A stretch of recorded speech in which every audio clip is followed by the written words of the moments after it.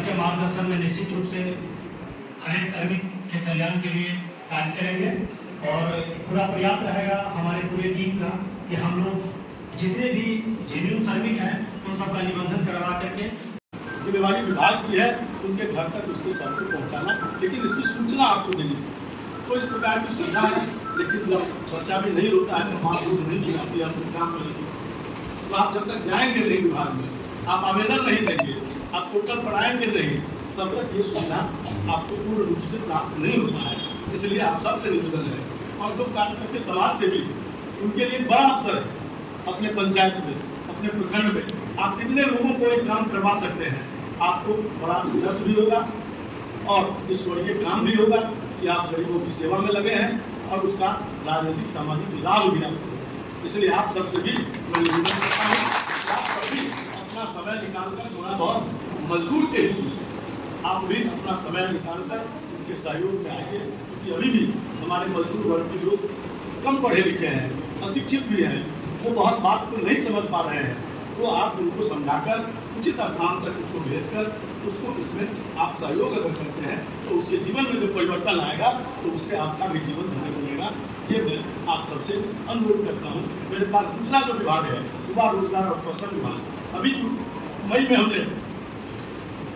में 7 मई को हमने प्रभार ग्रहण किया था और उसके तुरंत बाद हम लोगों ने एक रोजगार मेला लगाया, मेगा रोजगार मेला ज्ञान भवन में, जिसमें 10,000 से अधिक लोगों को नौकरी रोजगार से जोड़ने का काम किया, वो हेल्थ सेक्टर। अभी फिर से हम लोग इस जुलाई में 17 के आसपास फिर लगेगा एक रोजगार मेला बड़े स्तर पर ज्ञान भवन में, जिसमें हम बैंकिंग सेक्टर को प्रमुखता देंगे और बैंक में जो काम करने के लिए इच्छुक नौजवान है, युवा है, बेरोजगार है, वो आगे आकर उस पोर्टल पर दर्ज कराएं। जैसे पिछली बार हमने पोर्टल खोला तो 62,000 से अधिक युवा इस बिहार के उस पोर्टल पर दर्ज थे, 25,000 से अधिक युवा उस मेला में आए और जिसमें से 10,800 से अधिक लोगों का उसमें रोजगार से जोड़ा गया। तो 5500 से अधिक लोग अभी रोजगार में लगे हुए हैं। उसका लगातार हम मॉनिटरिंग उन संस्थाओं से फोन के माध्यम से करते हैं। तो ये काम लगातार हमारी विभाग कर रही है। 152 ITI का भी संचालन हो रहा है। 1200 से अधिक ITI जो प्राइवेट है वो भी संचालित है विभाग के द्वारा, जो भारत सरकार से मान्यता मिलती है उसकी। और उसके अलावे 1764 कौशल युवा केंद्र जो अभी थोड़े से एक निर्णय की प्रतीक्षा में अभी तत्काल उसका काम थोड़ा स्लो है, हम उसको भी तेज गति से नए स्वरूप में आगे लाने वाले हैं, ताकि यहाँ से जो रोजगार का सृजन हो वो सीधे जो हम स्किल डेवलप करें वो सीधे रोजगार से कैसे जुड़े। इसके लिए PM सेतु योजना भी आई है 3600 करोड़ का, और वो सभी ITI का अपग्रेडेशन का भी काम हो रहा है। तो ये सब काम जो हमारे जिले में है उसको हम लोग लगातार कर रहे हैं। लेकिन अपने इस खजौली विधानसभा के और बासोपट्टी के निवासी होने के नाते आप सबसे निवेदन है कि यहाँ का कोई श्रमिक इससे वंचित न रहे, यही मेरी अभिलाषा है।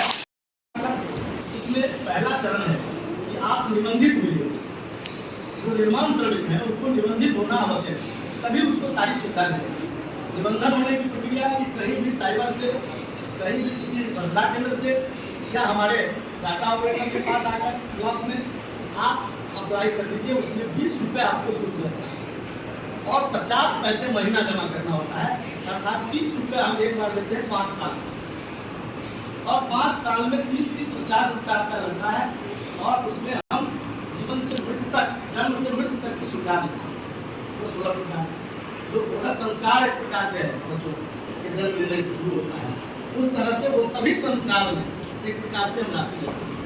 चाहे वो विद्या अध्ययन के लिए गया तो छात्रवृत्ति देते हैं, लेकिन छात्रवृत्ति में एक विषय है स्पष्ट, कहीं दूसरी जगह से छात्रवृत्ति ले रहे हैं तो फिर यहाँ से नहीं मिलेगी। लेकिन अगर मृत्युपरांत जो लाभ है वो अगर कहीं आपदा से आपको लाभ मिल रहा है तब भी हम आपको 4 लाख रुपए निर्माण से वहाँ से भी मिलेगा और यहाँ से पहला विभाग जहाँ से दोनों जगह से लाभ मिलता है। बाकी जगह है कि अगर आप आपदा से ले लिए तो परिवहन नहीं देगा, परिवहन से ले लिए तो आपदा नहीं देगा, लेकिन यहाँ है कि आपदा के बावजूद हम देते हैं। तो एक तो ये सुविधा है। दूसरा, अगर उसकी स्वाभाविक मृत्यु होती है तब भी उसको 2 लाख रुपया देते हैं। 50 पैसा इसलिए लेते हैं उसी समय आपका इंश्योरेंस हो जाता है और उस इंश्योरेंस के माध्यम से मृत्यु के बाद 2 लाख रुपया हम लोग और बाकी जो टैक्सेशन है उससे हम आपके सब प्रकार की सुविधा, जैसे गर्भस्थ माताएं को देते हैं, अच्छी राशि मिलती है। ये सामान्य राशि नहीं, 30-36 हज़ार बताइए, 36,000 की राशि है। कहीं कोई विभाग नहीं देता है इतनी राशि गर्भस्थ माताओं को। कहीं आपको 3,000 5,000 मिल जाए तो बहुत है, लेकिन यहाँ से हम लोग 36,000 रुपया देते हैं गर्भवती माता।